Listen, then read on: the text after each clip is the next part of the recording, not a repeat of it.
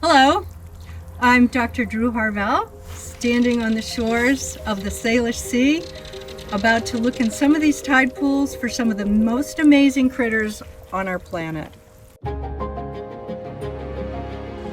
Okay, we're headed out to get a little closer to the water, but on the way I've just spotted another actually quite rare sea slug.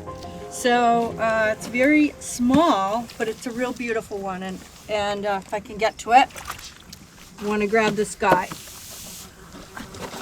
Right here you can see the projections on its back. These sea slugs have an amazing superpower.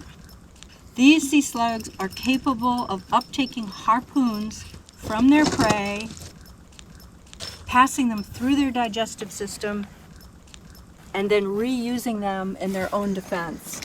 And this has been a really exciting model for consideration of how we do transplantation biology in the biomedical realm, because we have big problems with transplanting organs from one species to another. And yet here's a guy that does it naturally in nature.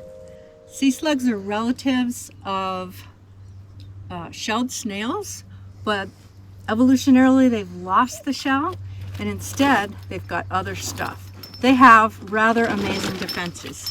And right here, here's one of the biggest and most beautiful of our intertidal sea slugs.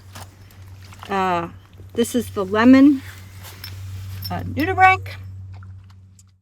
These guys are able to eat some of the most toxic of our species. This eats sponges, and sponges tend to have very high levels of chemical defense. The other thing nudibranchs are able to do is to actually uptake harpoons from some of the other prey species they eat and use them in their own defense. And this is actually a biological marvel. I call it a superpower because it's almost an impossibility. They're able to uptake an organ from another species, pass it through their digestive system, and use it in their own defense. We're going to take these guys back to the lab for a little bit more filming.